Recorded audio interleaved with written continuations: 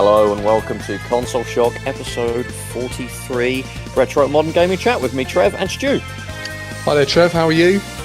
Pretty excited, Stu, because we're doing the big one. This is the episode you've been absolutely gagging to do. The Nokia N-Gage.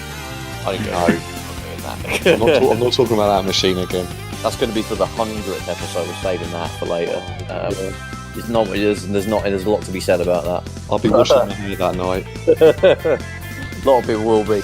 But yeah, it is the big one. It's a special one we've got. So we've talked about a certain fabled Sega console from the late 90s, haven't we, in past shows? Hinted at how much we care about it. Never quite gone into detail about it because we don't want to blow our load too early, which is always a terrible thing, isn't it, Stu? It is, yeah. So, what console are we talking about, Stu? I'll let you reveal it. We are talking about the Dreamcast, the Sega Dreamcast. In saying that, I'm saying I'll let you reveal it. It's probably in the bloody title of the episode and the thumbnail. So I'm not surprising anybody, really. But yes, we are talking about the legendary Sega Dreamcast. So, what are your quick thoughts on the Dreamcast? Were you a fan? I was. It was kind of a time. I think I was about 19 or 20, and when you're sort of that age, you may be moving to going to the pub, drinking, and things like that. So I did have one, and I remember being sort of very impressed with it. It was certainly a huge leap over the PlayStation, and I was very impressed with it. But I think I sort of lived in Dover at the time, sort of back at a small town, and I remember it was a little bit harder to get the games for and things like that. But generally, I had fond memories, and I loved Metropolis Street Racer. Oh, cool. What else did I have? Crazy Taxi and Choo Choo Rocket and stuff. It's funny because obviously you grew up in a seaside sort of town or an east or coastal town. So did I. Growing up in Essex in Brinton-on-Sea. A very small coastal town. Our nearest sort of store of any kind of a video game kind of selection was Woolworths. Good old Woolworths. Yes. Woolworths. A good bloody episode on them actually for their gaming sort of things. But the weird thing was they actually got the Dreamcast pretty much when it came out. It was the same sort of deal. Normally, consoles would tend to be available a few months after they came out in the stores where I lived, that Woolworths especially. We didn't start getting PlayStation games until well into like 97 in Woolworths. They were still selling Mega Drive and Super Nintendo. You'd have to go into Colchester was the nearest big town. If you went there, you'd be able to get everything. There was Electronics Boutique and there was some indie stores. But yeah, Woolworths down the road, you'd still be on Mega Drive and Super Nintendo. And then I think N64 they got when it came out, or a few months, maybe a month or two after. So I got that. In our N64 episode, we talked about how that was kind of the first console that I got, not long after it came out, Christmas '97. Came out March 97. Mainly because it dropped in price so dramatically that we talked about how Nintendo pissed everybody off doing that. Not us, because we picked it up cheap at that point, but yeah. The Dreamcast was available from Woolworths, where I lived, pretty quick. They really jumped all over it. I know that's Sega being good at distributing it.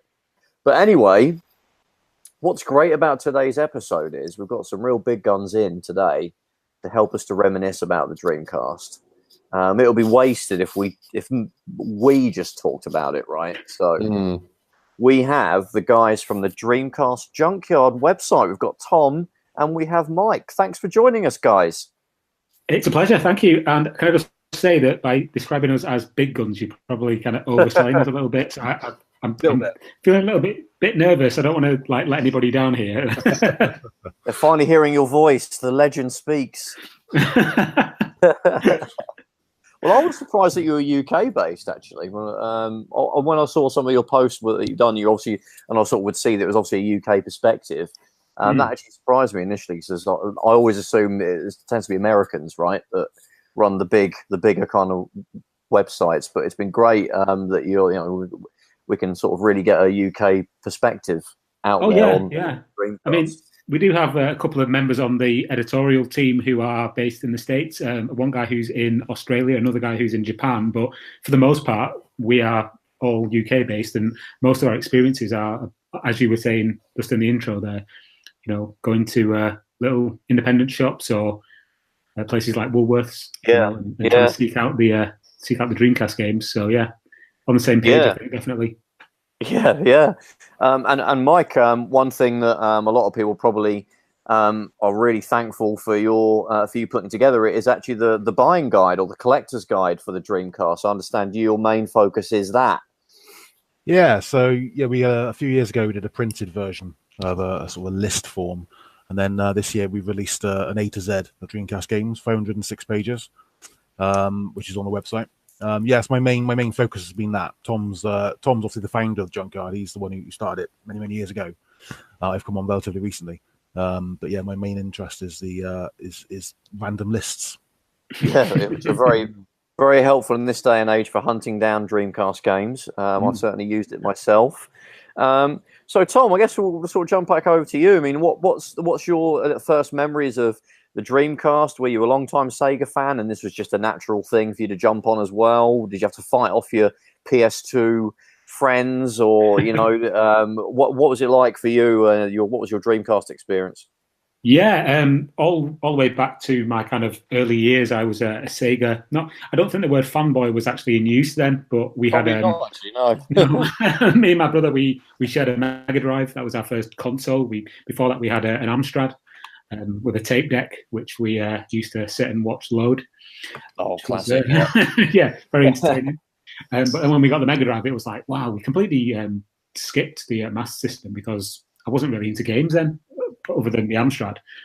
We got our Mega Drive, then we went from the Mega Drive to the Mega CD. Natural progression, then went on to the Sega Saturn. And then I took a little bit of time out from Sega and got a Nintendo 64. And then when I kind of learned that the Dreamcast was coming, I was like, wow, Sega are back. I need to get involved in this Dreamcast thing. Naturally, as I'm sure you guys did at the time, the only kind of information that we could get was from magazines.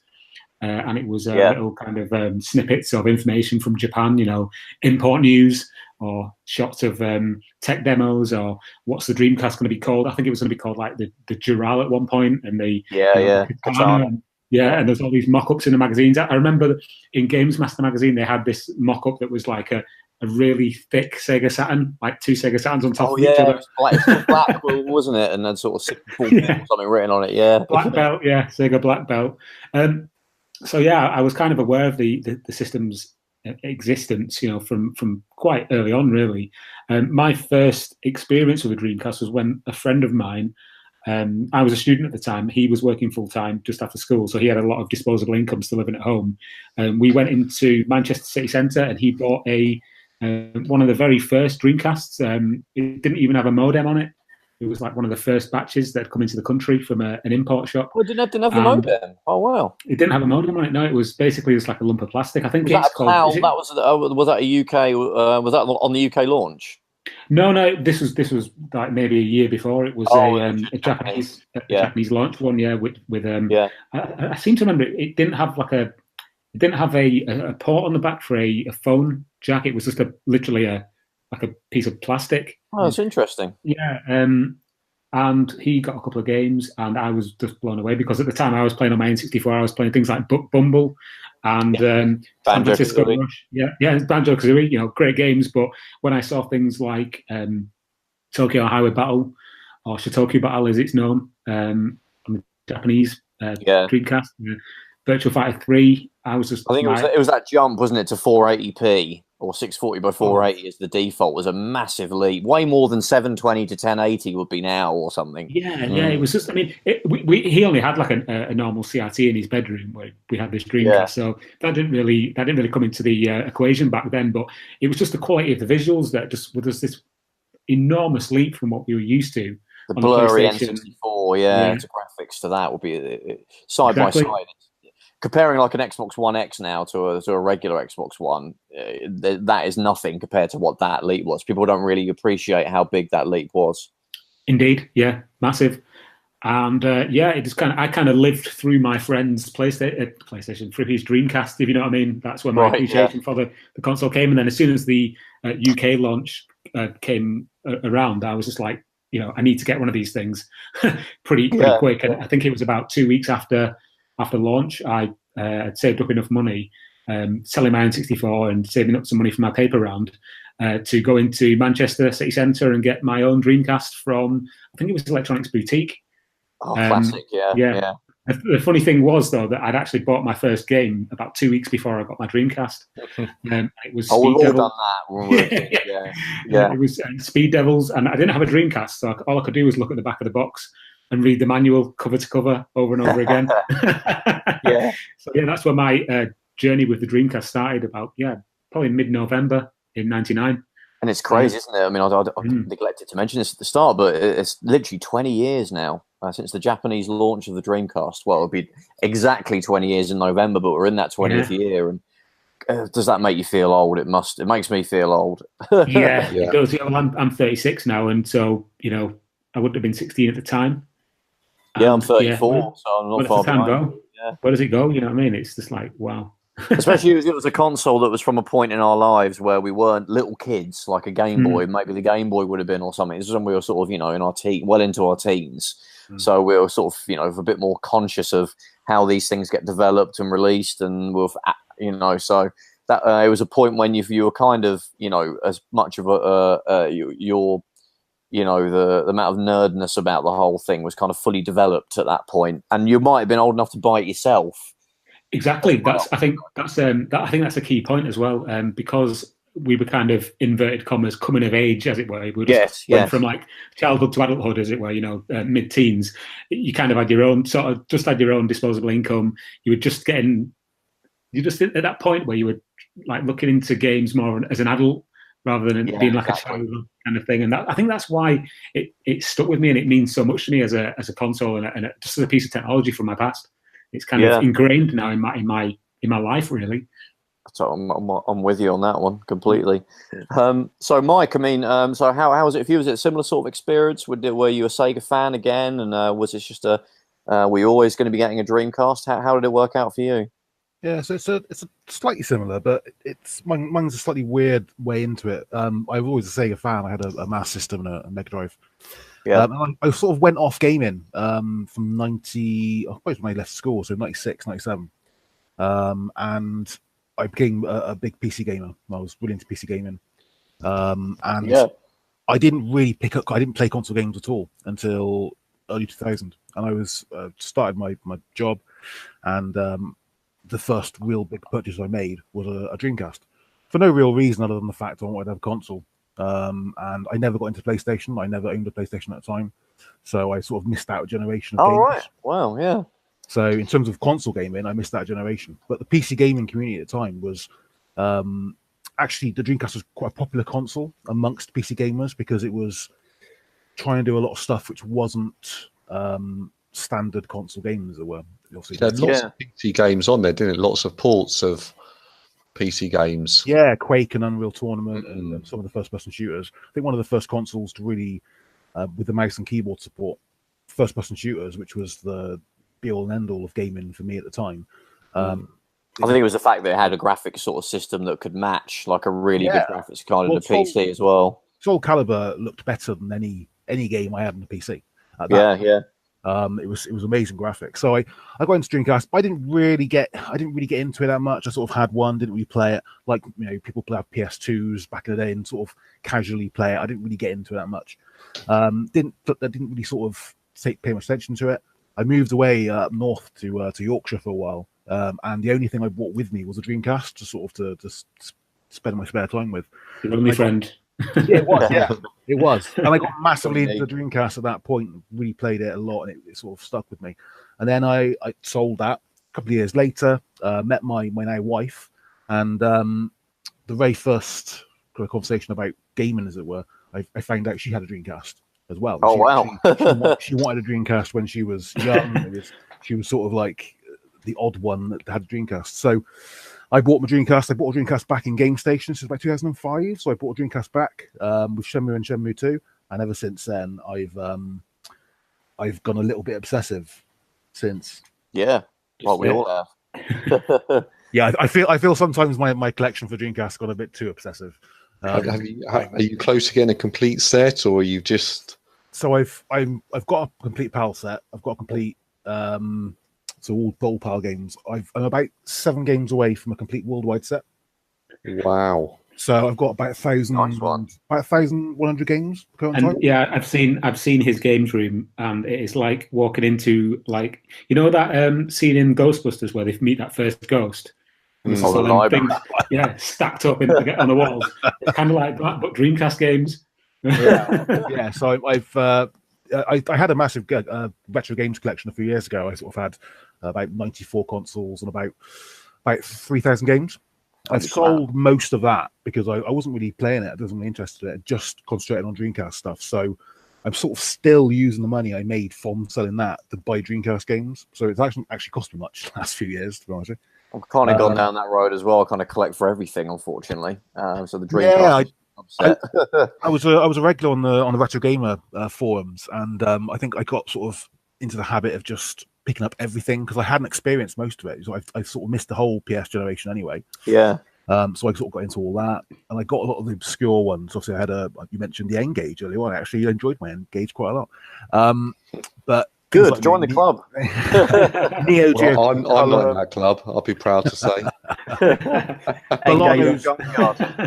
A lot of those consoles, and I think all that was great, and it was all fun and everything like that. But I think for me, it just seemed like the Dreamcast was the perfect sort of console. It's the sort of the turning point between the arcade generation.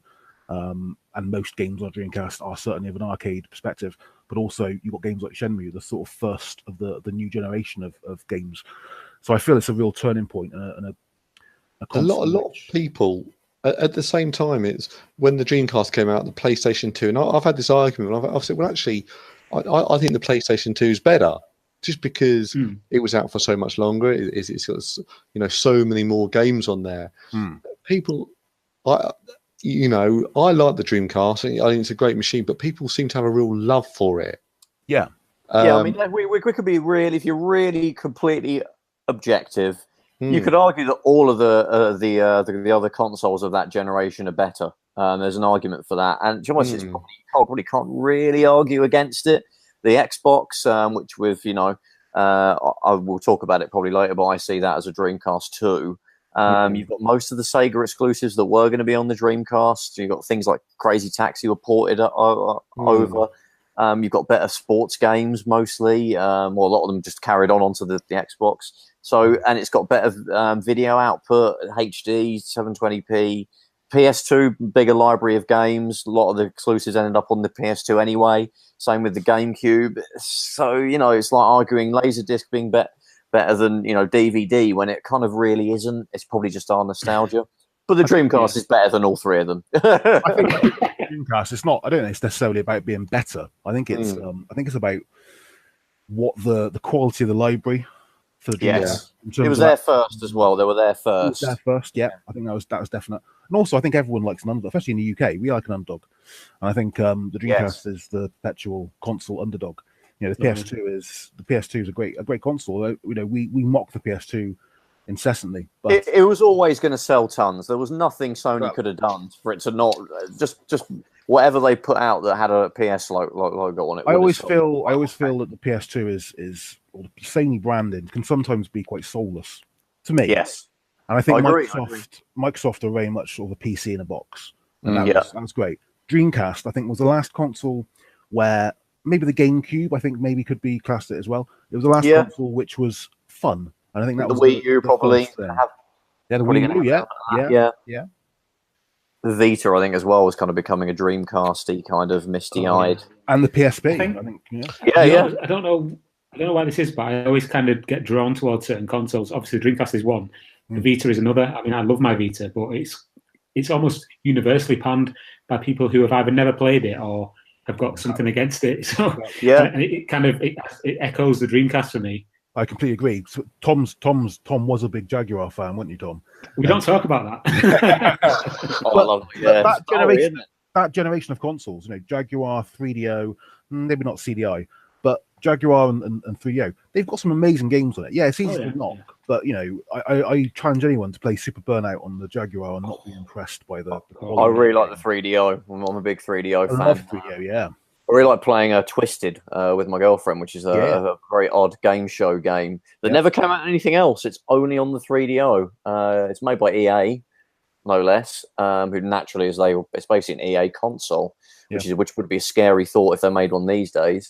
But in those days, we were still relatively not cynical about EA, weren't we? As a really good early FIFA 3D game, which is better than the FIFA 96, which is utter crap. Madden, really good. Even like it's got a lot of Amiga ports. Got like got Cannon Fodder's good on it. Did you ever play Forza Valley, the boxing game? I quite like that. I've got it. I haven't played it yet. Yeah, it's like a weird precursor to the Knockout Kings series. You can see where they were going with it, but it's actually pretty good. It's like fully texture map, sort of polygonal boxes, isn't it? And, it is. You got a Need for Speed. God, we're doing a 3DO episode now. I've got a Need for Speed. But yeah, I mean, they're still pretty cheap. I mean, I've got 2 of them now. I've got the FZ1. Which works out better in a games unit for if you're have a big games unit or your retro consoles. So that's a bit better. It's got the front loading tray, but I've got the FZ10 as well, which is a beautiful looking unit, the flip top one. But yeah, they're still pretty cheap, and the games they go for a lot. Most of the library, I mean, what are they? There's probably about as many games as there was for the Dreamcast. I think about 200 more. Yeah, there might be. Yeah. In terms of PAL, there wasn't a big Japanese scene like there was for the Dreamcast. But yeah, I mean, most of them are 20 quid and under. Yeah. And you got a brilliant Street Fighter 2 on it. Yeah, we need to do an episode. Samurai Showdown, I was just about to say that's a good version as well.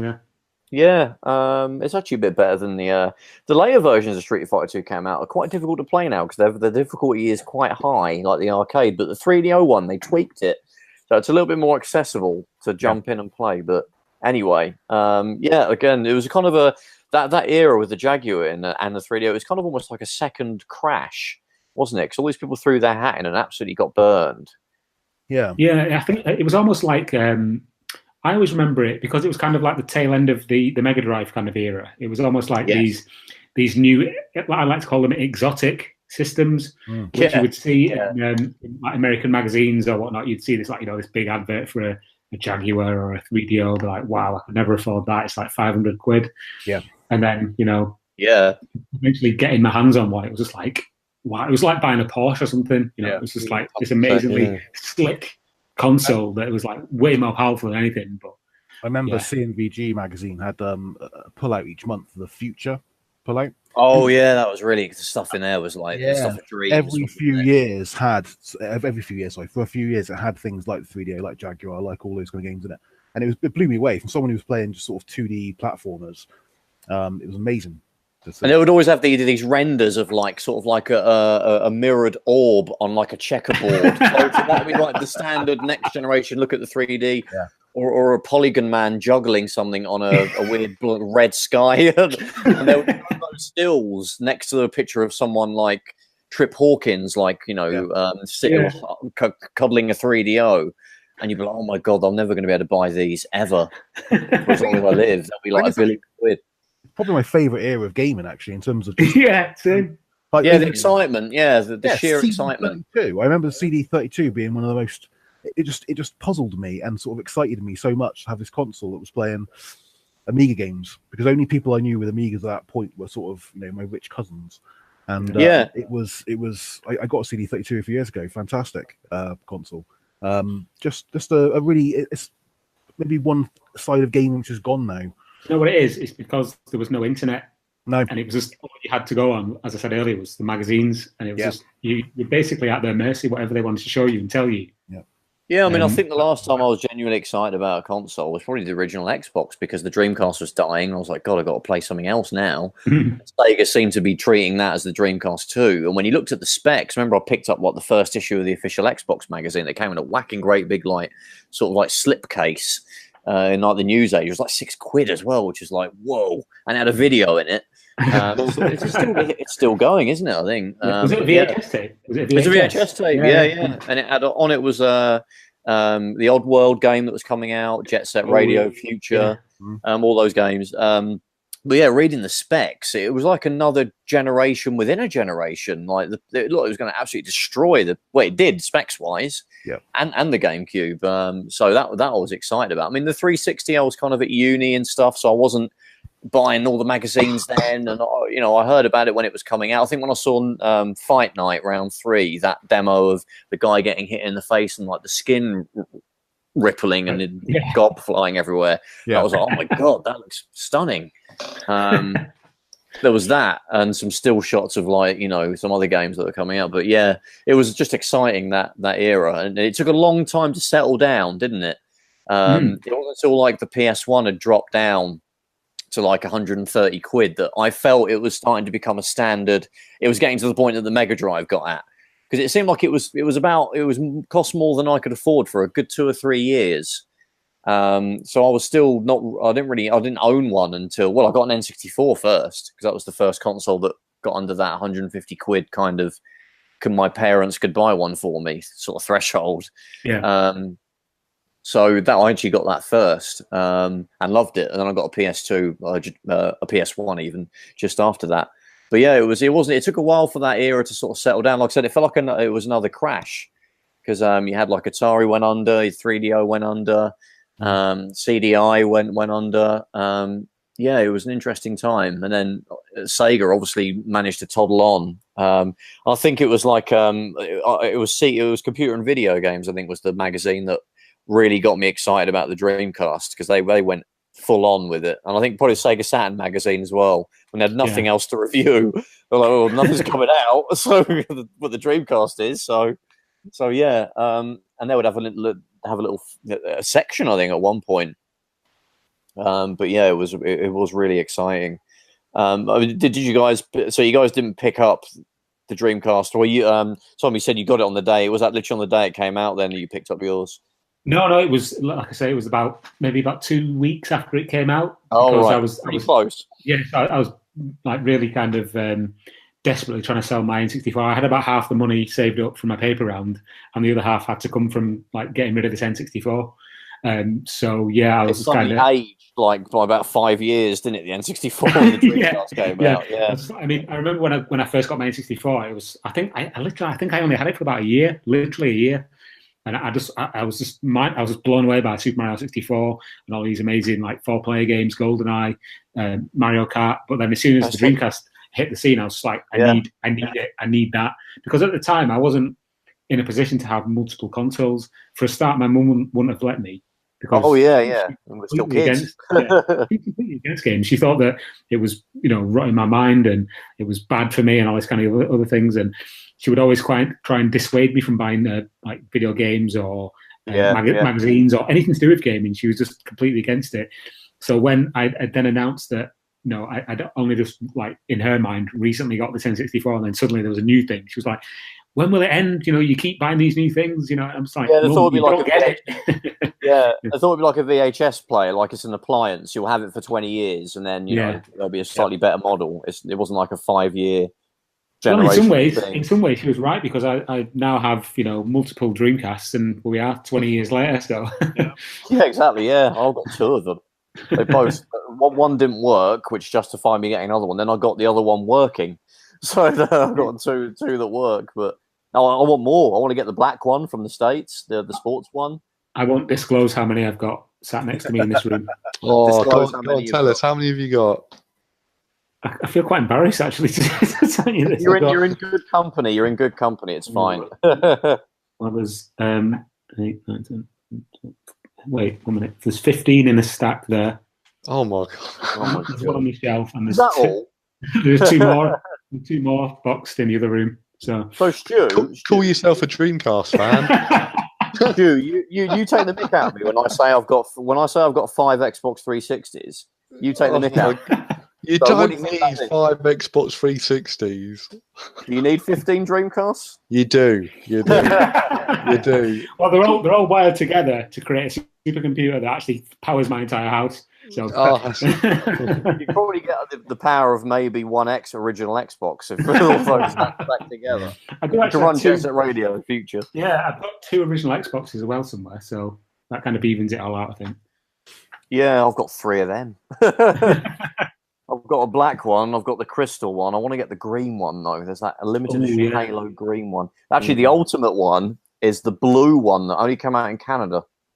There's a blue original Xbox. I think again it's kind of a Halo-y themed one.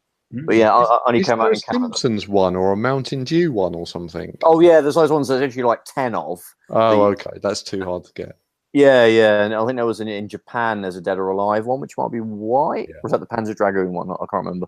But yeah, there's a white one. There's an orange one, which is a employees got given. So I don't think we're going to see those in the local Bernardo's anytime soon. So yeah, that would be a good day if you did. God, that would be amazing. Yeah. Well, it's like Metal Jesus. He picks all these things up because he lives in Seattle, where bloody Microsoft are. You know, they have a big campus, so he gets all these Xbox things that employees got given, and he's got first dibs on it all, hasn't he? Whereas us all the way over here, we've got no chance. But yeah, I mean, when it came to the Dreamcast, I got mine. I think it was I got mine Christmas '99, so it was a couple of months after it came out, because it came out on the 14th of October. Yeah, 99 in the UK. Yeah, it was delayed, wasn't it? Because we didn't get that famous 9999 thing that Americans go on about all the time, which would have been cool because it is a great marketing slogan. Yeah. But what annoys me is, go on, yeah. I'm sorry, I was going to say, I believe that was delayed because of BT, because they didn't have the internet infrastructure ready yet. Yeah, I don't think it was going to be 9999 anyway. I think it was like September the 28th or something weird like that. It was actually yeah. I remember reading that in CV and G, and there was a big thing about whether they weren't going to put the modem in. And everyone was like, "You got to put the bloody modem in. It's the main selling point because it's a cool internet-enabled. What is the first console that had built-in internet? For starters, which was amazing, a great selling point because a decent PC to get you on the internet was still $1,000 in those days, and you could buy this box for 200 quid that was the power of a really good PC that you could go on the internet. That was an amazing thought, wasn't it? Going on the internet on your TV. I used it loads for the internet. Yes, Ed. Yeah. It was. I've still got the the little noise, the kind of like high pitched kind of beep when you would like press return or Oh yeah, with the browser. I can still. It's still in my mind, that noise. I'm not going to attempt to do it because I don't make a fool of myself. But you know what I'm talking about. It worked fine though, didn't it? You had the Dream Key, the browser, because like the websites weren't optimized for 1920 by 1080 or whatever. Most of the internet was still kind of 640 by 480 and 800 by 600, so it worked fairly well on the CRT, really. And I think when it came out, obviously, it got a bit behind as the years went by, and obviously, you can't really do it now. But certainly for most of its lifespan, the browsers were, they featured most of what the internet could do, like Java and basic Flash and all that stuff, and email was fine. So yeah, it was perfectly usable, even with like I bought the keyboard. Remember, I got the Dreamcast on Christmas, and Boxing Day, my dad took me to Woolworths, and he bought me Soul Calibur and the keyboard because I knew I was going to use the internet for it. And it was perfectly usable with the internet, with the keyboard, and just using the pad. You had the analog stick, which is a pretty good mouse pointer. And obviously, Soul Calibur was a stunning game to get as well with that. But yeah, it was perfectly usable as an internet device. I mean, the modem was a bit slower, wasn't it? I think they downgraded it slightly. Yeah, it was a 3K. Yeah, it was. Yeah, I can remember being sat in my bedroom because we lived in it was a 3-bedroom kind of really sort of narrow terraced house in Manchester. Yeah. And I had the phone socket was on the ground floor, so I had this like ridiculously long like wire going up through the stairs all the way up into my bedroom, so I could browse the internet. Yeah, that was the only way get permission off my mum. Yeah, there was no Wi-Fi built in. I mean, the first iBook, which is the first computer to have Wi-Fi built in, or the first laptop, that I think that came out in 1999, and it was by far from being a standard even then.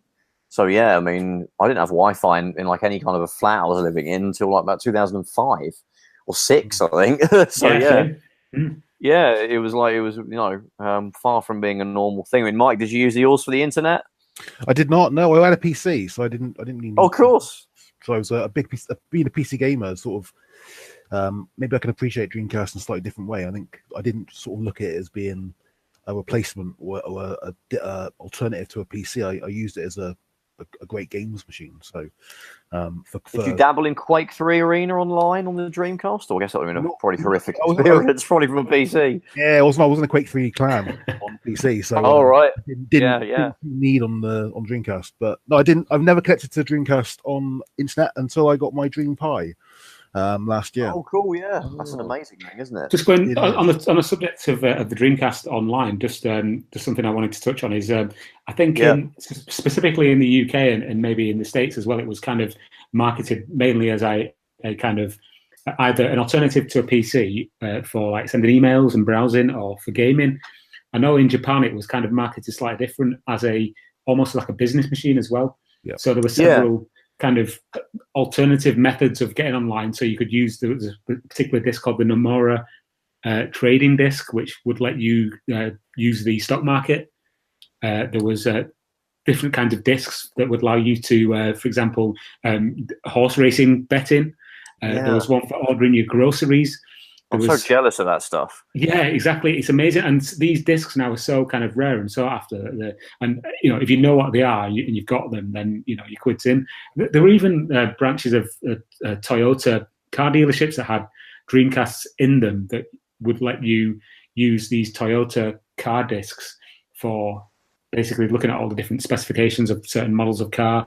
You could take a test drive. That's amazing. Like a little simulator that was built onto the disc. They had a completely different. Sega Japan were looking at the Dreamcast as not just a gaming machine, but as a business machine. And you can find all this information if you just go on Google and look for it. It's absolutely fascinating, and the amount of stuff that they kind of jammed into the Dreamcast, almost quite short lifespan, really. Yeah, I mean, one thing though that they got that I wish we'd, it was the webcam. There was like the Dream Eye. Yeah. I don't know how many games use that in Japan, but I remember seeing it. I used to get the official Dreamcast magazine. In fact, I've got the complete set of the UK. A lot of people hate it now and say, "Oh, it was a shill for Sega. It was absolute crap back then." I think it was really cool and good. Was that the official one? Yeah, the official one. Yeah, it had slightly cheesy, like look at these cool jackets and like fashion sort of hipster stuff, which now we would call hipster stuff. But it was like the screenshots looked great, and it was a big chunky mag. It dropped off massively at the end. It literally, they got to issue 21, Sonic Adventure 2 review, and then that was the last issue, and it just died. Wasn't even mentioned in the actual magazine. And I transitioned over to Dreamcast magazine, which was the one that managed to last till the bitter end. So I've got a bit of that, but yeah, I've got the whole run of the official Dreamcast magazine, and obviously that was where I got the hype for Shenmue and everything. But yeah, I remember they would talk about the Japanese stuff, and they seem to get all these different coloured Dreamcasts. We got bugger all. And the Dream Eye was a big one. I thought that's such a cool thing. Again, we're talking in like 1999, a games console that had a webcam. I mean, God, what was the next? What console managed to match that? I guess maybe the iToy. The only console prior to that had a webcam was the Game Boy camera. I guess so. Yeah. And then after that, I'm not sure. There was no internet, but I mean, so for web browsing and literally like video conferencing, the Dream Eye was the first for a console. I guess and then maybe the iToy would have been the next thing. Or it wasn't really for the internet, so where you couldn't even go on the internet really on any other console, not in terms of just browsing the web. And in the UK we also had Dream Arena, which was that portal that you would land on. But it's funny because I remember like a lot of people talk about how in the UK they didn't advertise it well, and I remember tons of Dreamcast ads. I don't know what people were talking about. But I went to the cinema to see Star Wars Episode 1, Phantom Menace. Yes, I went to the cinema to see it the night it came out. So I actually liked it when it came out. Sorry, I know that's controversial, but I was the right age. I was a teenager, that was who it was supposed to appeal to. Anyway. And the ad there was a Dreamcast ad in Star Wars Episode 1 in the ads before the film. They showed it was the one with the weird dude shaving people's heads. The barber, we know the barber well. The barber one. That was, and it said, I already knew what it was. A lot of my mates who were sat with me were like, "What the hell's that?" And I was like, gave them the lowdown, immediately, saying, "This is the new games console that's coming out." where the hell have you guys been? You know, like Yeah. Sega. It's so like because it didn't really have any Sega branding. I had to tell them, "Oh, this is Sega." I was like, "Really? What? Those guys that made that Mega Drive I used to play?" I was like, "Yeah, yeah, yeah." Yeah, I remember that in the cinema. I remember like when it came out. I remember this ad about like someone sending an email in Dream Arena to say, "Give me a game of Soul Calibur next time around," and then it had Soul Calibur. And that was on TV fairly often. Yeah, so I know what people are on about when they say, "Oh, there was no advertising and it was all crap." You know, it was like, no. No, I agree. You guys remember that stuff? Oh, yeah, totally. Yeah, yeah. We did a thing a couple of years back with the barber, the guy you just described. Where we were kind of, yeah, we were searching for him for quite some time because there was literally nothing on the internet about who this guy was, and that particular series of adverts was kind of burned into my memory from that era. So you're right, yeah, it was on TV, and I remember it specifically seeing it. Just as a side note, I think the day that Star Wars Episode 1 came out, I was in a cinema in Bolton actually. People who were all queuing up to watch Star Wars Episode 1, all dressed in different Star Wars outfits. And yeah, that's what I got. Me and my friend actually went and watched I think it was the Amityville Horror. So we kind of missed the trick. Yeah, I was going to say missed the trick, but yeah, dodged the bullet as well. So yeah, there was quite a lot of advertising. There was it was quite high profile as well, obviously with the advertising on the Arsenal shirts and different teams around Europe as well. So people who say that the Dreamcast advertising was lackluster are wrong, I think. I think they're completely wrong. Yeah. I mean, people say, "Oh, yeah, well, the adverts were crap because they were vague. It didn't have any footage of games." But like, look at the PlayStation ads around that time. They were famous for being weird, quirky, nonsensical, like the one, the Double Life one, whatever it's called, where it's people in different walks of life just talking about how they fight monsters in there. There's not a single PlayStation game mentioned in that. No. Remember that one? It was called the tagline was "The Third Place." Yeah, exactly. Yeah. What is this? The one in the UK was the Society Against PlayStation, which was actually good. It was quite funny. SAPS. But I think it had like the only footage was like a monkey playing Ridge Racer or something. And what about the girl with a really wide head? Yeah, the Scottish girl. Yeah. But they're praising, "Oh, they're so amazing and innovative." And like, I don't know what agency Sega used for their ads, but I wouldn't surprise me if it was the same one. They're very similar. Whereas, ironically, when Sega did the Saturn, a lot of the games were mostly footage of the games, like that weird one of like a bloke being plugged into a console and he was forced to play Daytona and he crashes and then gets taken into an ambulance. Yeah. That's what, for some reason, I remember that as a UK Saturn ad. It's on the get the official Saturn mag. The first issue had a video. It's on that. If it'll be on the YouTube as well. I think in terms of Dreamcast advertising, that sort of era, I think all the adverts were like that for consoles, weren't they? Because it was that sort of era, the sort of extreme. Yeah, they're trying to be edgy and extreme sports attitude and wrestling. Sega started it with the Mega Drive, Pirate TV. Yeah, it was everything around that era was that sort of trying to be, uber cool. And I think to an extent it's all our memories, and we all remember the adverts. But how successful was it as an actual advertising campaign? I don't know. Yeah, I mean, I remember, like, in the 90s, you had, like, before we got to the edgy Sega stuff, like, Nintendo would have experienced the amazing power of our award-winning video game system. And it would just show a family playing around, like, in the most unnatural way of playing a game that no one ever did, on, like, with a huge CRT TV on a table with mum, like, behind you, and two players playing a one-player game normally, like Mario 1. Yeah. And it was like, you're like, what? And then someone holding the gun. Pointing at the screen at the same time they're playing Mario 1 with ridiculous sweaters, and it looked crap. But like Sega would have these cool. I remember the Master System ads, which was like, "Do me a favor, plug me into a Sega," which would be a TV talking to you with a funny little cartoon face, telling you to get Sega, and to be this good takes ages. The Pirate TV ads, they were the ones where it started to appeal as like a cool, edgy Cyber Razor Cut. That was such a cool advert. I also like the one where the Game Gear ad, where the dude was like trying to look cool in like a Western setting, and he falls over some dog poo. And he's like, all I'm good for is playing Game Gear, and he plays like Sonic. And I was just like, I had a Game Boy then, so felt like a right idiot playing that when I could be playing. I got a Game Gear shortly after that. I think it's worth mentioning. I bought one. Yeah, I think it's worth mentioning the sort of the international advertising campaigns as well at this point. I mean, you had the in the States, you had the whole 999.99 thing that we mentioned earlier.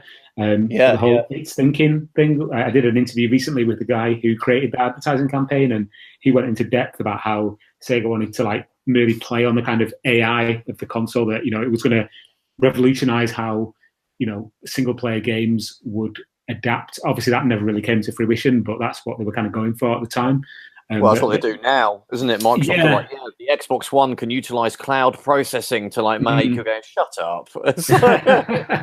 So, I mean, they were going for that really then. I think for me, the most fascinating advertising campaign is the one that was the main Japanese one with Mr. Yukawa, who was the sort of the chief operating officer of Sega at the time in Japan. And he was in this series of advertising advertisements on TV where he was having these doubts about how well the Dreamcast would do, and kids would like throw stones at him in the street. Oh yeah, dude on the box, isn't he? Yeah. And then eventually he has this like epiphany. We need to make the Dreamcast amazing, and goes into the boardroom. He's like, we need to make it amazing, and tells all his executives how to do it, and basically it becomes his big success. And he actually became a bit of a celebrity out of that, and it's just a really fascinating story how a suit basically became the face of the Dreamcast, because obviously we've seen that some of the boxes for the Dreamcast, his face is on them. I mean, can you imagine the head of Sega Europe, I think at the time, is it JF Cecilion? Yeah, some nerdy looking button down. Yeah, dude. Yeah. Can you imagine him being on the Dreamcast box in Europe? Everyone would have been like, who the hell is this guy? He just looks like some pencil neck who works in the local library. Yep. Do you know what I mean? I remember I think Stu, we've talked about this before, the import scene. My first physical experience of a Dreamcast was when the import shop in Colchester got a Dreamcast in. I already knew what it was and everything about it, because I followed it from as soon as it was announced, and been a Sega fanboy for years before that as a kid and everything. And I saw they had a little kiosk set up where they had a Dreamcast, had Virtua Fighter 3, and obviously I was blown away because it looked like the arcade, and I was just like, it made my N64 and PlayStation look 50 years older, and I was absolutely stunned. They had the character models had like fingers, and you could see like their proper noses, and like there was a roundness to everything, and and the background stretched off into the distance and was still 3D. And I was like, there were so many polygons available, they could just frivolously spend it on fingers and background objects, whereas on a PlayStation you were like, it's a fight for every polygon to because you were so up against it as a developer. But I remember, and they had the box out as well, and I was like, the box, it looked cool. Then on the back of it had just a bloke with glasses, and also we didn't know about what the adverts were in Japan, so it had no context. I was like, who is this guy? I thought it'd be some cool picture of Sonic or something, but no, it was just a weird old bloke, and we kind of got a similar looking box, actually, funny enough, didn't we? We just kind of got a really cool looking, just a blue logo, and with Dreamcast, whereas I think the American one is a slightly more cheesy, sort of the most ultimate game console ever, written on the box, and a horizon view or something. Yeah, it's a weird story about the American packaging, because initially all the boxes were it's either they were initially black and then they went all white, or they were all white and then they went black. Which way is it, Mike? Well, I think it's black, isn't it? They came out as black, right? Black packaging. Yeah, and then for some reason, about halfway through the Dreamcast life, they all switched and they all went white. Yeah. So it's a weird thing, and the boxes themselves, the actual console boxes, started off with the. It was almost like a sort of a planet, wasn't it? Like like a horizon or like a eclipse thing. Yeah. So what's the reason for? And the Dreamcast, obviously in Europe, everything was in blue, and the rest of the world, everything was sort of branded sort of orange. You had the orange swirl and orange and red. Yeah. I think Tom has the answer to this, because I think when Tom has investigated this on the. There was a company in Germany, I believe, that had a similar Orange Swirl. I've actually got 2 of their games. They made they made PC software and Mac software. Right. For the life of me, I can't remember the name of the company. Can you remember, Mike? Tivola. Tivola, that's it. Yeah. Actually, weirdly, I was at a car boot sale a couple of years ago, and I spotted 2 Tivola games in a sort of a bargain bin thing for like 50p. I'd picked them up simply because of the connection to the Dreamcast. Yeah. The woman was just like, "Why do you want these?" I was like, "I'm not going to go into it. It's a rabbit hole." So I think the blue looks so much better. I think it looks cool, actually. I like it. Yeah. It just seems like the Japanese one or American one, and it's got that horrible sort of orange swirl on there, and I don't know. I like the branding as the light blue, and I quite like goes the well boxes. Together. I quite like the PAL Dreamcast game box, not for their durability, longevity. They're horrendous, but so like before they plastered the giant Dreamcast log line along the top of the game, the artwork. Yeah. That really nice plane where where it was just the game artwork completely, and just the spine of the actual box. That looked gorgeous. That looked absolutely gorgeous. It is. Although they are as fragile as they're awful in terms of how easy they break. But the look of them is really good. The PAL packaging is such a weird history, hasn't it? We have some really weird designs of boxes. I believe the boxes are that big because of the thickness of the manuals for all the different languages. That makes sense. Well, it's the same one in Stu. I think we touched upon this when we've talked about PlayStation packaging, which is also the PAL versions are quite. It's the same thing with PlayStation 1, actually, where we've got really nice boxes in terms of how they end up looking, but they're just fragile. Not quite as fragile as Dreamcast, but still a bit shit. But that has a weird thing as well, and it's almost parallel to what happened with the Dreamcast, where the first couple of years of PS1, it was just the artwork of the game with a very small PlayStation logo, and it looks great because some of the game artwork is beautiful, and I like to sort of have that on display. But then I think some marketing person thought, this isn't clear, this is a PlayStation game. People might think, I don't know who would ever do this, but they probably thought, oh, people might think it's a music CD or something. So they put a whacking great big PlayStation logo at the bottom for the actual text. I think that's why they did it, so it would stand out. Still, it's all right, but it meant the artwork took a bit of a dive. And I think the same thing happened with the Dreamcast, because it looked great where it was just the artwork for the game, and that was it. And then they whacked the Dreamcast logo in the corner and the name Dreamcast, and it was like, really? So I like the look of the Dreamcast logo on top. I think that's only because of the fact a lot of the early covers weren't very exciting. I think if you had some of the later covers, if they'd been full page, they would have looked a bit better. But looking at a lot of Japanese games, the artwork on Japanese games, we tend to get some. If we go back to the Mass System, the games art designs were never that good for PAL releases. On Dreamcast, we actually got some pretty decent ones. Now we actually got some really good Japanese versions, whereas the Americans got terrible ones. If you look at some Crazy Taxi, Space Taxi. Power Stone is the best one. Power Stone, it looks really nice. The version we've got. Yeah. Version in America just looks like some awful 3D render from a 12-year-old. It's awful. And there's other ones as well. I think a heavy metal game on there. Fantastic artwork. And then the American version's all sort of abbreviated, truncated and stuff. And it's really, really poor. Just interesting to see that we've actually got better artwork. It seems like better artwork in the PAL territories when we tend to be the last of everything. Sega tends to treat Europe better though than certainly Nintendo did. Nintendo were just they were annoyed that they had to sell things to us. Sony as well. Whereas Sega were actually Sega money. I think Sega knew that that Europe was to an extent the key, wasn't it? Because it was a big territory, especially in the Mega Drive and the Mass System era. It was like big here. The UK was a Sega country. I know I've had this massive argument on Twitter about people when I said that the NES wasn't big in this country. It wasn't. I know it wasn't. I know it wasn't, Tom. I know. But the thing is that Sega was such a huge thing in this country, and I think Europe was always looked at quite well. I think the Dreamcast, maybe there were some things they didn't do quite right. A lot of the games we had didn't get online support. I'm looking at things like Unreal Tournament, for instance. There was no Daytona. Daytona, things that we really should have had, and I think that Outrigger. Sorry, I'll stop now. Yeah, I think a lot of those things. I think the online side of it, because of the language issues, and because they had to make sure everything was multilingual, I think was a problem. I think if we didn't have that, I think who knows. Even things like Seaman. I mean, Seaman probably didn't come out over here because of the amount of languages it would have had to cater for. Yeah. Hell, the amount of accents that they would have had to make it recognised, I just don't think it was possible. And it's funny to mention that game. Stuart is a big fan of Seaman. Isn't that right, Stuart? Waiting to do that joke. Sorry. Nothing like walking into it. You know, I really wanted to walk into a shop in the late 90s and see just Seaman like everywhere. It was your dream. It was your dream job, wasn't it? Going to get it in my hands. Seaman.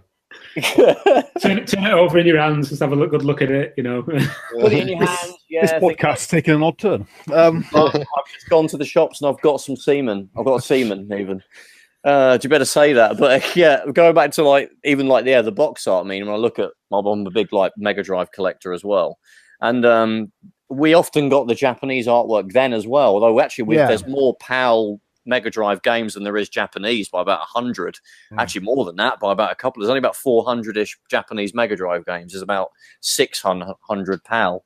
There's something like I'm just looking right now at Castlevania, the New Generation, as it's called. It's Bloodlines everywhere else. We got the Japanese artwork, whereas America got this very garish looking. It still looks good actually, but they called it Bloodlines there. They got their own artwork, and we got Street Fighter 2 Champion Edition. We got the really beautiful image of Ryu and M. Bison. That was the Japanese artwork. America got this Marvel looking, over the top. Still looks good. Not having a go at it, but I prefer the Japanese artwork, and we tended to get that in the UK even back in the Mega Drive days. Yeah. Even like Sonic the Hedgehog, Sonic 1. We got the Japanese. Well, not exactly the Japanese. In fact, we got a unique cover. I think it's different to the US one. It's a bit more sort of garish. We got a very subdued picture of Sonic, which is the Japanese Sonic, with a sort of pinkish background of random graphics from the game. So we actually got quite cool, and Sonic CD. We got kind of cool looking artwork and the best soundtrack, and horrific Sonic CD American soundtrack that they all love. Which I don't understand. It sounds horrible. It's so over the top. And that was the one we kept getting on bloody compilations that had Sonic CD on. Yeah, because the song at the beginning of Sonic CD on the PAL version is completely different, isn't it? It is, yeah. On the cartoon sequence. And like the first stage, Palm Tree Panic is like an awesome song, and they've got like a horrific song that the NTSC one got, but they all really like it. But I hate it. But yeah, but we did get one thing though. We got Choo Choo Rocket for free. I don't know if any of you guys remember that. Yes, definitely. Yeah, got it in the post, free from Sega. Thanks, Sega. Yeah, I think. I think was it you had to sign up to. Was it just signing up to Dream Arena? I think it was. I think it was if you had a Dream Arena account, and obviously they had your address details and things. It just turned up in the post. Yeah. Yeah, you got Choo Choo Rocket for free, which is a great online. I played that. That might have been the game I played the most online.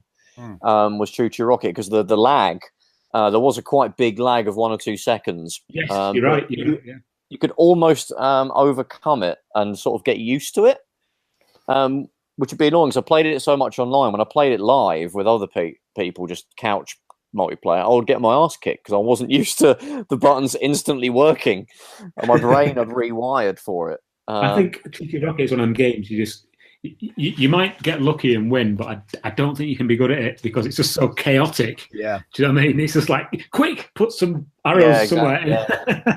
Yeah. Interesting as well, Choo Choo Rocket, being someone who wasn't online, a lot of the shops, I think Woolworths might have done it. They actually offered a deal when you actually, any game you bought, you got Choo Choo Rocket for free.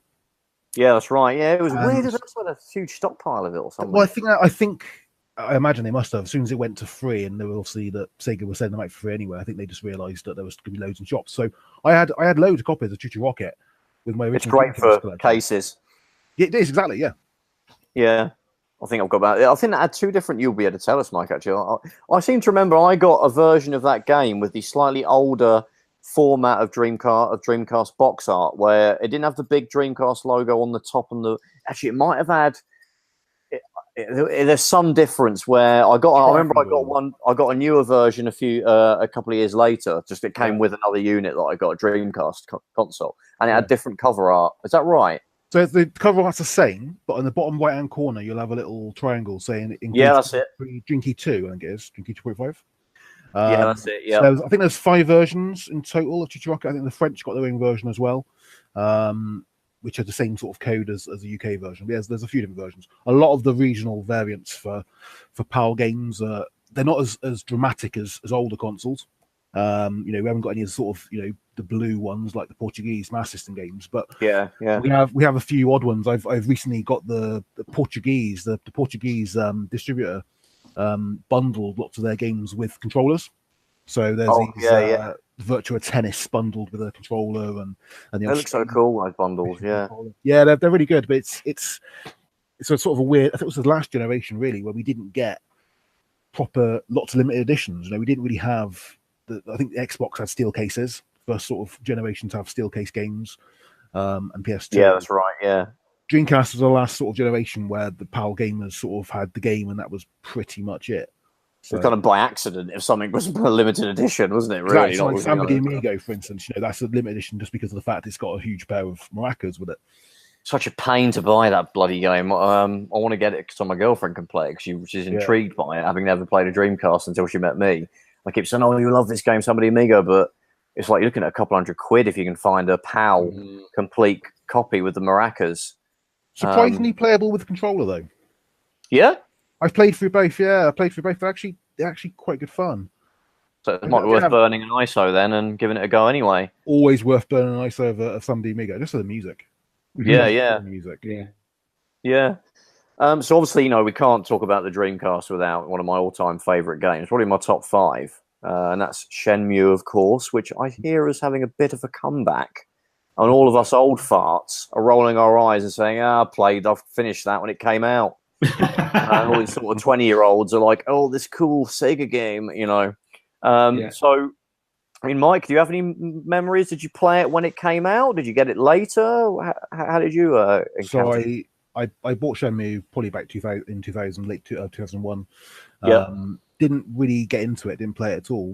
It's Marmite, isn't it? Yeah. When I moved up north, I was living in a house with my girlfriend at the time, and we didn't really have much money, so we actually played through Shenmue. I didn't have a job at the time, and I just remember this like sort of 1.5 weeks. I was just playing this game constantly, and so it was one of the first games to really impact me. And I think it's the reason I love Dreamcast so much is because of that experience with Shenmue. And then since then, I've played it every single year. I'm just in the middle of completing Shenmue 1 on the Xbox One on the re-release. Shenmue's I've criticized Shenmue in the past on the podcast and on the website, but people don't seem to realize it is my favorite all-time game. It's just an amazing game. I know some people don't like it, but sorry, that's me. Yeah, I understand completely why people don't like it. Yeah, but I think it's a very difficult game to explain to an extent. It's just one of the few games that has an emotional impact on people. Whatever reason that is, whether it's because of the fact that you were so in the role of sort of, a true role-playing game, you actually are playing a completely different role. And I think it at the time, it was so impressive. I would have played it in 2003, so a couple of years after it was released, but it was still probably the best looking console game. I don't think there was a huge amount of Xbox games at that time. I hadn't played the Xbox at that point, so it's a stunning game. Yeah, I mean, my memories are. I said earlier that I bought it the day it came out, but I think it might have been. It was in November 2000. The PAL version. I'd followed the game since it got announced because obviously they're getting the official Dreamcast mag. It was getting hyped up. I remember I was really excited to see what the reviews were going to say when it came out. I think GameSpot was the first one I read, and they gave it like 5 out of 10. Yeah, I was like absolutely devistated. I was like, oh my god, this is supposed to be amazing. Yeah. But I bought it. I think, sod it. I'll buy it anyway because I'm fanboy. And picked it up in Game in Colchester. So Game had a little dedicated Dreamcast section by that point. Had Dreamcast been out just over a year, so a little bit of a fan base had built up. Little did we know it was all going to come crashing down barely months later. It's terrible, isn't it, when you think of it in that way? Yeah. But yeah, I thought it was going to keep doing well and more people would be buying them. A few mates starting to get into it at that point. But yeah, I got Shenmue, and I've absolutely loved it. So it's one of my all-time favourite games. Yep. So very similar to Mike. Very hard to explain it why. But yeah, I literally every day after school, I would play it for hours on end and completed it pretty quickly. I think I pummeled it that much. Yep. But did everything. I played darts to death, played the boxing game thing to death, played Space Harrier and everything else that was in there. And it was an experience unlike any other game. There's very few other games that I can say that about. I think probably Super Mario 64 would be up there. Frontier Elite 2 on the Amiga, Sensible Soccer on the Amiga. Since then, probably things like Red Dead Redemption and Witcher 3. Alien Isolation, weirdly enough, I'm a big fan of. Sega game. So yeah, that was me. Absolutely, I still got my original copy, still got the receipt that I got from game in there. Weirdly, I've not had any desire to get the remastered ones because I played the originals to death.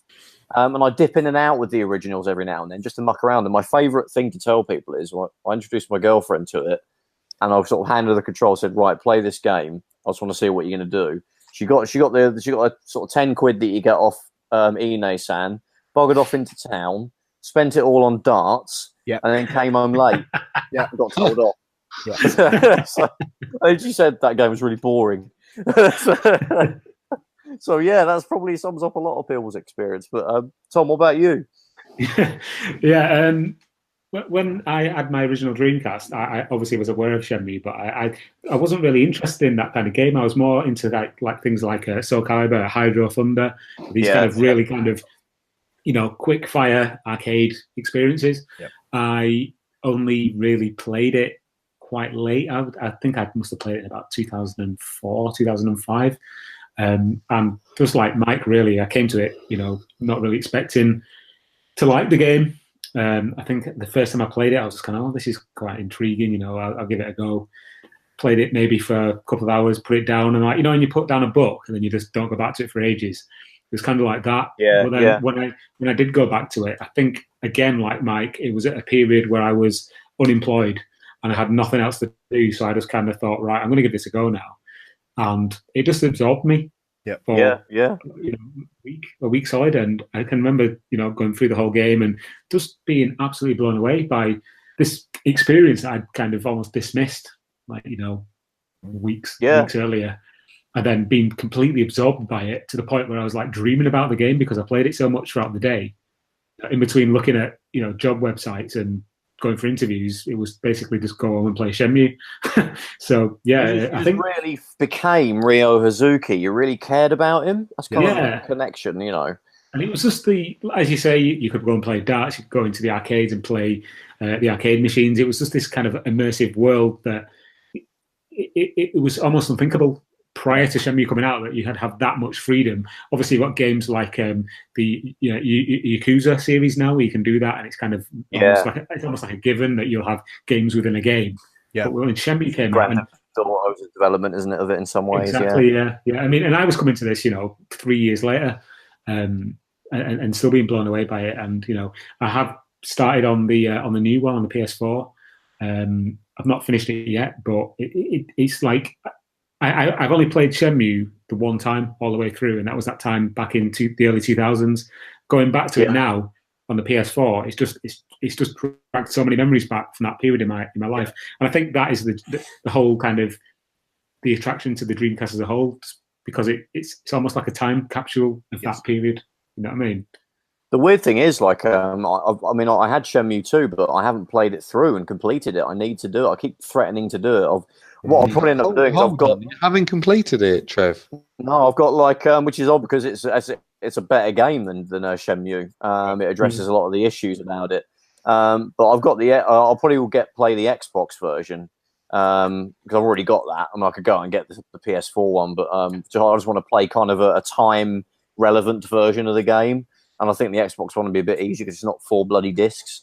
And I can play it on the 360, and I'm not sure if it's so glitchy it's unplayable on that. But I know it's back. Weirdly, weird little bit of trivia here for you about the new versions is that the game, the Shenmue 2 that's on the PS4 and the Xbox One, is based on the Xbox version.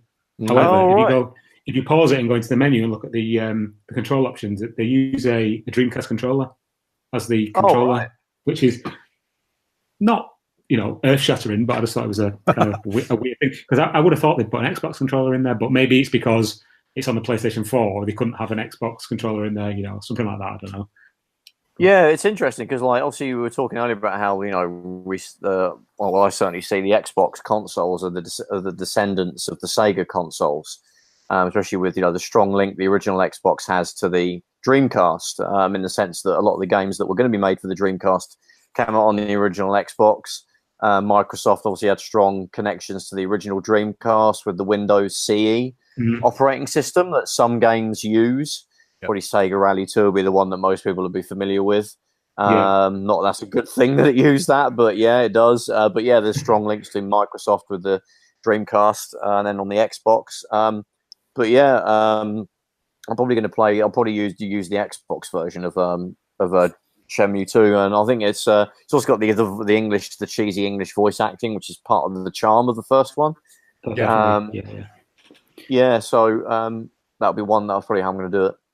I mean, obviously, I'm sure you're probably aware of this, but at the time of the Xbox, Sega were in kind of negotiations with Microsoft to make the Xbox also compatible with Dreamcast games. Which is a deal that kind of fell through eventually, obviously, but that would have been quite cool if that had happened. I think that was kind of the same time that I have no idea, but I think that was kind of around the same time they were looking at incorporating the Dreamcast into these Pace TV boxes where you could download games onto them. Yep. So they potentially would have had a part of the Dreamcast chipset in the original Xbox. Yeah, that was also going to make it easy to. Yeah. And also, you only got to look at you could look at the controller as well. I mean, the original Duke Xbox controller, which I really like, actually. Everyone else, pretty much everybody hates it. I mean, you could see how that's just a sort of mutated version of the Saturn pad and the Dreamcast pad. Yeah. And then you could basically, the Xbox One pad has roots in the Dreamcast pad. So that's another thing. And I think Sega basically they kind of exclusively released games on the Xbox, didn't they, for the first couple of years? Yeah, I mean, you look at things like Sega GT 2002. You got, as we mentioned earlier, you got Jet Set Radio Future. You got Gun Valkyrie. I mean, when I first got my Xbox for Christmas in 2003, I think it was, literally the only game I got with it was that double disc with Jet Set Radio and Sega GT on it. It's kind of like I'm basically playing Dreamcast games on a new console. So exactly, as you say, almost an evolution of the Dreamcast. It's the closest thing we're going to get to a Dreamcast 2, and it's you kind of got the best of the PS2 as well on it, but better versions of those games because it's just a more powerful system, as well as the follow through of what the Dreamcast games. So I think obviously we can't avoid. We've already mentioned the PS2 on multiple occasions, although I'd argue the PlayStation 1 also contributed to the downfall of the Dreamcast because people kept bloody buying it and into 1999 and 2000. Which a lot of people forget. But how did you guys? I mean, Mike, how did you feel when Sega announced they were stopping production of the Dreamcast? To be honest, at the time, I wasn't as deep into the Dreamcast as some of you were. Yeah. So it didn't really impact me much. I think it's being a Sega fan from back in when I was 7, 8, sort of that impacted me. But I think for me as a PC gamer, I was actually more interested because it actually meant I could actually play some games some series I really liked now on the PC. So they started porting stuff pretty quick. Yeah, exactly. So it wasn't really. It was sort of a good thing for me. I think Sega made a lot of mistakes in the Dreamcast era, which unfortunately led to demise. But I think it's an interesting thing. It's something on our group on Facebook. It comes up quite a lot. People saying, why does Dreamcast fail? And no one has an answer for why it fails. No one has. No, there isn't one. There isn't one, is there? There isn't one answer to it. It's an amalgamation of things, isn't it? Yeah, it's to coin a phrase. It's a series of unfortunate events that led ultimately to the demise of the Dreamcast, I think. I was absolutely shocked. I mean, I think it was March 2001. I think was when they announced it, and I think obviously the internet wasn't as prevalent. But I can't remember if I read it first on the internet or if it was in the official Dreamcast mag. I think it was probably in the mag, weirdly enough. But yeah, I remember reading it, and I was absolutely shocked and gutted and saddened. I was like, it was just. Yeah, I was angry as well. I'm like, you know, I'm a fan. You know, I'm trying to. I'm helping out. Why can't you help? You know, keep going for us at least. You know, and it made me resent the PS2 and sort of be very anti it really until many years later. I mean, Tom, how did you feel when you heard that Sega were basically, you know, killing the Dreamcast? Basically, just like to mirror what you said there, it kind of really like annoyed me, to be honest. And it was not just the fact that I'd, you know, ploughed loads of money into this thing. I think the writing was on the wall like months before the announcement actually came, because every time I bought a new magazine, it was like, oh, X game is cancelled. I remember really looking forward to Commandos 2 and that being cancelled, and then thinking like, what? And then reading in the next issue, oh, X game, what was it? Black and White was cancelled, and then, you know, Colin McRae Rally 2 was cancelled, and I was just like, what is going on? It's just like this, it's like a snowball effect, and then boom, there it is. And then next minute it's like, oh, Sega's dropping the Dreamcast. It's like, what?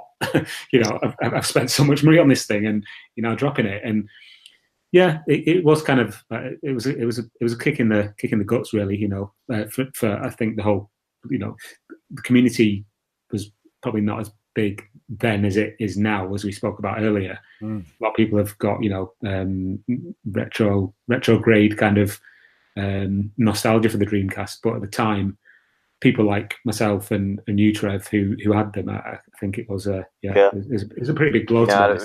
99. Yeah. Yeah, I mean, I felt sort of betrayed, heartbroken. I think is probably the closest word. I think. And to be honest, sorry, Trev, go ahead.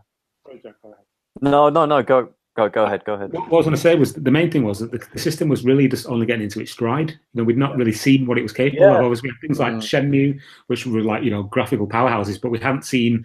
I mean, there was games like been out a few months. Exactly. Yeah, there were things like Headhunter that were showing how big open world games could be done, like on a grand kind of almost cinematic scale, and it was just getting into its stride, and if it had like maybe just another year, you know, who knows what we could have seen. It was so frustrating. I just wanted to grab hold of somebody at Sega and go, "What are you doing?" You know, give it a chance to, like, you know, mature. Yeah, you know, every console has been before and since the Dreamcast, other than things like, you know, the Jaguar and the CDI, the main ones. They've had more than like a year or 2 years to like kind of mature and get to a point where developers have got into the stride and into a rhythm with what the hardware can do. Yeah, even the SAN had a longer lifespan. Exactly. You know, look at a really late era Saturn game like Burning Rangers to like, you know, Daytona USA, the first one on the Saturn. Look at the gulf in difference and quality there. Imagine what could have been the Dreamcast, like, you know, 2 or 3 years down the line. It's just, that was the thing that really kind of annoyed me, really. I think the problem with the Dreamcast was the fact that arcade games was such a big thing of Sega, and I think that the whole gaming public were changing slightly. I think our tastes were changing quite dramatically. And I think that we could have done that on Dreamcast. You know, GTA 3 on Dreamcast. It's not a complete stretch of the imagination. Well, it's not inconceivable. I mean, you know, going back to the interview I did with Bernie Stolar a couple of months ago, he was trying to get Grand Theft Auto 3 signed up for the Dreamcast, like just as the Dreamcast was being sort of announced to the world. Yeah. And you know, obviously the deal fell through. Even things like World of Warcraft, he was trying to get on there. So who knows what could have happened if these big deals had gone through. Yeah. So I think that's, to me, the real reason it sort of failed. It's sort of 3 or 4 items, really. I'd say it didn't have a FIFA game on there. You know, lack of support from EA. Of course, the PlayStation had a DVD drive, and that was, to a lot of parents, that was, oh my god, you know, we'll use this as well to, you know, watch DVDs.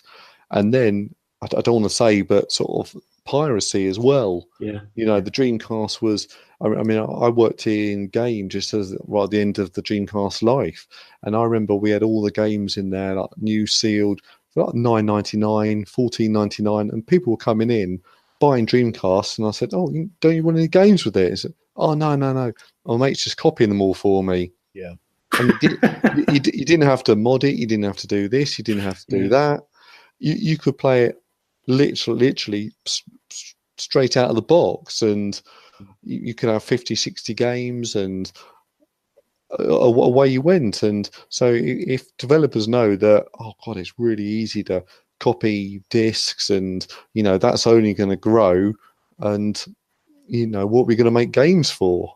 Yeah, I think on the flip side of that, the ability for the Dreamcast to play copied discs is kind of what has now led to this kind of explosion of like indie and homebrew games. So that's kind of it's almost like a double-edged sword. It almost undoubtedly had a massive hand in what killed the Dreamcast, but on the flip side, it's what is actually keeping it alive now. So yeah, exactly, yeah. Because I know one thing I like to. What I was going to say, sorry. Yeah, a lot of games now are coming out, and they're sort of ports of Neo Geo games, and they're putting them onto a CD with a little emulator program, and then here's a game that never came out on it. It's some sort of fighting game or something. I can't quite. I can picture it, but I don't quite know the name of it. Breakers. And I think it's brilliant that sort of more games are coming out for it now. Yeah. Well, what I like to say to sort of maybe sort of younger gamers about how Sega no longer wanting to make consoles affected people of our generation. I mean, you need to understand that when Sega were in the glory years of the Mega Drive was literally the default. It was the default console. The Super Nintendo was around. Again, we sort of touched upon earlier how the UK was a little bit of a bubble within Europe. We obviously, Sega was completely, the Mega Drive was the best-selling console in the UK completely. The SNES never caught it up or overtook it. It was popular, but it was always second to the Mega Drive. And it was basically what, the PlayStation is now. The Mega Drive was just ubiquitous with video games. So to have that company that was formed that part of your childhood for 5 or 6 years to say, yeah, we're giving up now. It was just very sad. And as soon as they announced in March 2001, I'm pretty sure the following month they knocked the Dreamcast down to 50 quid new with like a bundle of 2 or 3 games. I think you got like Virtua Fighter 3 and a couple of other things thrown in. There was that time as well, wasn't it? Because other companies have gone. Atari, for instance, that they went and they were as synonymous with games as Sega were. Whereas Atari sort of went out with a little bit of a whimper. Sorry, Tom. Jaguar wasn't its highlight. Sega was still on top, and they were still making these amazing games. So for them to go, I think was even someone of me who was a Sega fan but was a PC gamer. It was a real blow for everybody to see all Sega have gone. What's going to happen to all of these amazing? At the time, Sonic wasn't quite as oversaturated maybe as we have now. There wasn't really that many bad Sonic games, so it was like we hadn't had that run yet. I think the main shock though was the way that Sega just kind of almost capitulated as soon as the PlayStation 2 came out. It was like, we can't compete with this. We're going to give up. And it was just like, no. I mean, there was barely any crossover, was there? There was like literally a few months, really, of them actually competing directly with each other with them out available at retail. It was already gone by the time, really, from store shelves by the time the GameCube came out. Totally, yeah. And there was that brief period where they were trying to kind of bundle the Dreamcast with a DVD player to go, look, you can have a DVD player and the Dreamcast. And that didn't go too well, did it? And there was a thing in the States. I think I'm sort of paraphrasing the Dreamcast documentary on YouTube that I've watched, but in America they were literally giving you a Dreamcast for free if you signed up to their internet. And people were still saying, no, I'd rather not be given a Dreamcast for free. I'd rather wait for a PlayStation 2. And that was it for me, really. That was the amount of friends that I would try and proselytize about the Dreamcast 2. And they'd say, no, I'm going to wait for the PlayStation. They had literally zero, no matter what. I couldn't tell them anything. They were just completely fixated on the PS2. And it had some cool tech demos. None of that was ever going to appear in a game. And when it came out, the launch on it was a bit rubbish. And a lot of I was playing games of that quality, of better quality already for a year and a half on the Dreamcast. So it was complete damn squib to me. I like to blame sort of half tongue in cheek the Saturn for Dreamcast's not demise, because if it hadn't been for such a poor Not console, it's a great console, but if it had Saturn completely flopped. Saturn was a massive flop in this country, and I think if that hadn't happened, Sega's name would have been far better, and therefore gamers wouldn't have waited for the PS2. They would have jumped into Sega. So I blame the Saturn. Yeah, it's an interesting point because I think a lot of people didn't actually know the Saturn came out. No. There was the Mega Drive. They had their Mega Drive, and then everybody just went to the PlayStation. Yes. They thought that was the next console that everybody bought. They didn't. These are people I'm talking about that aren't looking and reading all the mags and keeping up with what's in there. They probably just assumed that everybody just suddenly migrated to the PlayStation. There was no Saturn. I'm sure you were the same, Trev. Did you go through a whole series of upgrades? I had the 32X, I had the Mega CD. Then I went onto the Saturn after that eventually, but. I actually didn't know. I wanted these, but I was too young to afford any of them because they were just ridiculously expensive. I got a Mega CD way later. I love it, by the way. The Mega CD is awesome. Yeah, I've got one on the shelf now. This is an amazing system. Just the way that it brought CDs in it at the time, it was just like wow, video footage. Yeah. It was interesting times. I really wanted a Mega CD at the time. Rebel Assault was always the game which made me want to get a Mega CD. But, I went. I love Mega CD. I don't collect for it anymore, but I had a massive Mega CD and 32X collection, and I love both those consoles. But I went to the PC, and after the Mega Drive, was Tom saying about going to the add-ons and stuff. I went straight to a PC. I think a lot of people did that because that sort of 97 to 99 era was when people were starting to get into PCs a lot more. Internet was a lot more prevalent in the UK, especially. So I think. Again, something else which probably affected Sega was the fact that a lot of people who had grown up with a Mega Drive and sort of the young teenagers with a Mega Drive had now gone to PC gaming. And so, again, Sega didn't have that. And Sega were really helping themselves in that era because they were experimenting with the Sega PC stuff, weren't they? Putting out games that were on the Mega Drive. And pretty poor. That's the problem. They ran pretty poorly as well, the Mega Drive, or any Sega game on the PC. But, it was a weird sort of time. I think, again, we said earlier on about the 3DO and stuff, but that kind of time of game, you look back, there were so many competing consoles and platforms and ideas. I'd still go back there in a flash, though. Oh, yeah, without doubt. Fantastic. Yeah, I mean, when it came to CDs and consoles, it was the PlayStation that really nailed it. But I think before then, the only viable one was probably the PC Engine CD. That's got a really, really good library.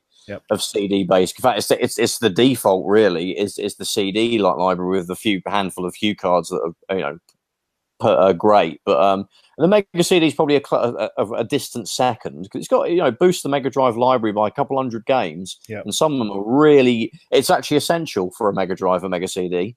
Your 32X you could do without, but that'd be okay. Oh, I don't know.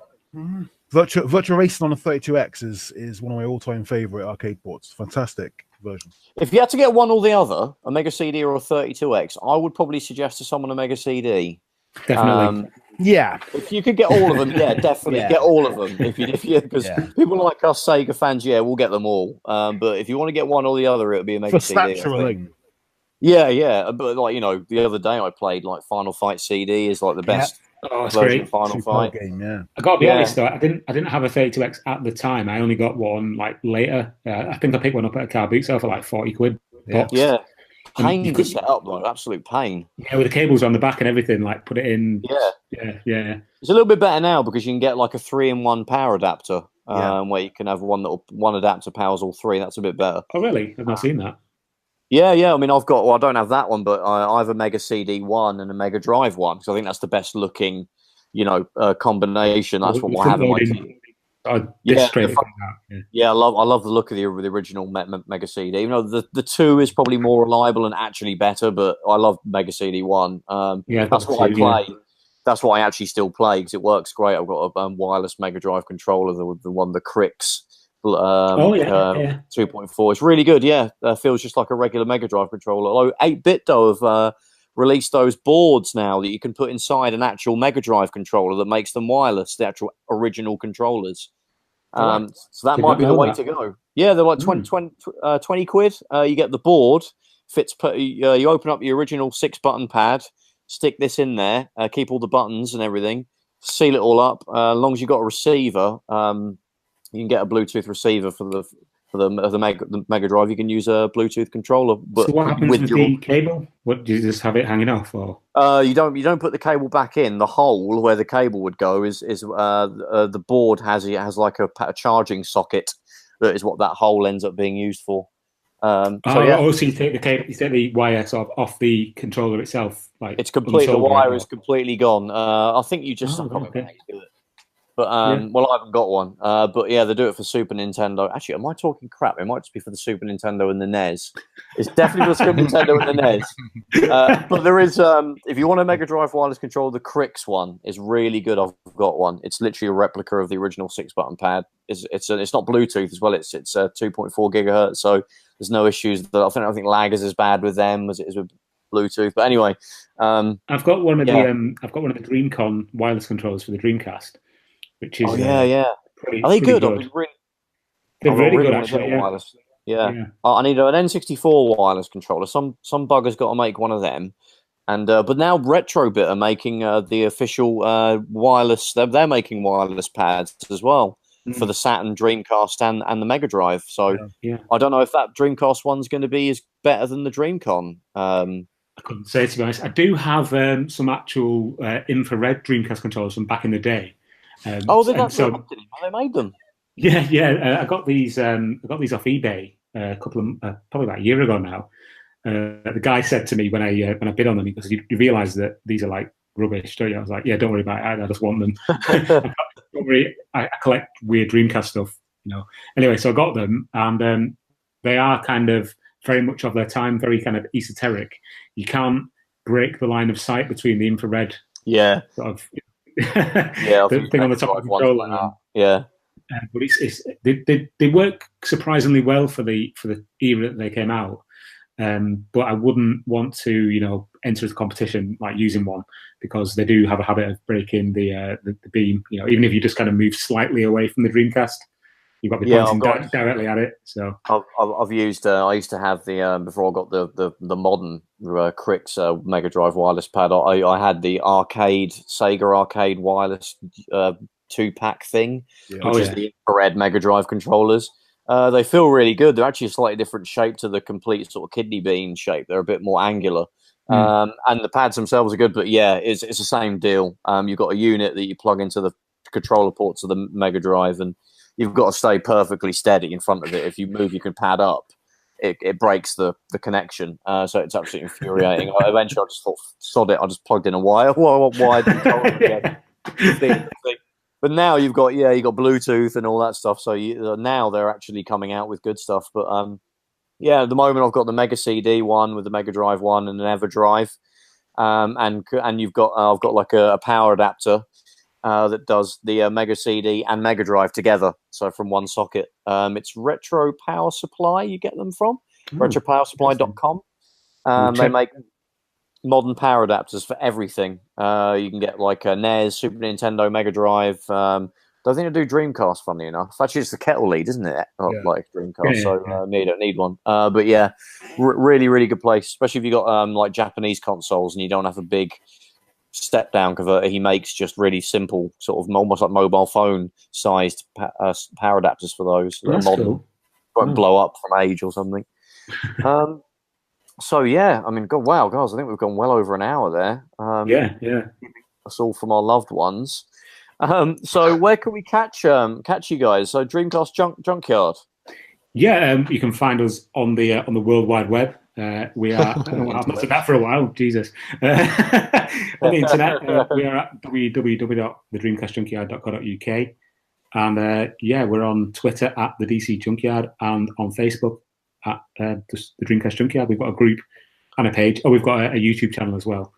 I'm actually in your group, so you might hear me pop up. Yeah, John Linneman is in it as well. Funny, he's always arguing with people from Eurogamer, the Digital Foundry guy. He's been on Console Shock as well. We actually got him on the show for a few months back. Really, really awesome guy. He'd be one to ask about. Actually, no, you know what? We mentioned earlier about Grand Theft Auto 3 on the Dreamcast. I think someone's mentioned that on your group. I think he completely shot them down with some like technical stuff that would mean it would struggle to do it. Yeah. Yeah, definitely. If you're into getting the group, listeners out there, Dreamcast Junkyard. I think you've got a podcast as well, haven't you? Yeah, we do. We have a podcast on iTunes. It's called The Dream Pod. If you want to hear more of my voice, I don't know why anybody would, but I'll let you into a little secret here. I never ever listen back to the podcasts because I can't stand the sound of my own voice. It's odd. I'll listen to this though, obviously, because Yeah, I'm kind of the same. I don't really like to hear my own voice. Sure, I don't know about you. I never listen to them back, so I think I sound awful. We're really selling our own sort of content here, aren't we? Yeah. Guys, yourself. Come and listen to us, but I'm not going to listen to myself, so we're great. And Mike, so you do the Ultimate Collector's Guide. So where can you grab that? So the A-Z of Dreamcast Games, which is the latest collector's guide, is on the Dreamcast Junkyard website. If you go to the right-hand side, there should be a link to the A-Z, and you can download that. It's a free download. It's quite long, so prepare yourselves if you are collecting the. I think you literally review each game, don't you? It's not just a listing. So I've actually just downloaded it. It's awesome. All 670 games reviewed. Yeah. How long did it take, Mike? Was it 8 years or something? About 8 years, yeah, about 8 years in total. Dedication. That's what it is. It lasted longer than the actual Dreamcast. 7 years, yeah. Bloody Sega in your dedication. Wow. But so I've done that. There's going to be some updates soon on that as well. So it's going to be the new games from Josh Quad, who released some indie games last month. They're going to be reviewed in there as well, and there's quite a few new games coming out in the next year or so. So each time a new game comes out, by the end of it. So yeah, I mean, I use it myself. It's great. On the resource to go to. It's got a listing of every single Dreamcast release. Really good collecting tips as well. I think you've got like appendices at the back that you sort of pop all that stuff in. Yeah. All the variations, and literally absolutely amazing work by Mike on that. Is the Bible for Dreamcast owners, and Dreamcast Junkyard is like the online Bible. So thanks guys for coming on. We really appreciate it. It's a pleasure. Yes, thanks for having us. Stu, where can you find us then? Okay, we're on YouTube under Console Shock. We've got our website, consoleshock.net. We're now on Twitter, Console Shock, so follow us on there, and if more people follow us, I think I'll be motivated to do more tweets. We're on Facebook as well under Console Shock. So, and you know what? I do have me and Stu kind of run a Sega Mega Drive and Master System collectors group, which is insane. You run it, and I just write garbage on there. We've got like we're going to hit 1,000 members in the next few days. If you have any interest in collecting Mega Drive, please jump in there. We have lots of interesting discussions about collecting internationally as well. So yeah, we've got that going. But thanks a lot for listening, guys, and we shall see you in the next one. Thank you. Bye.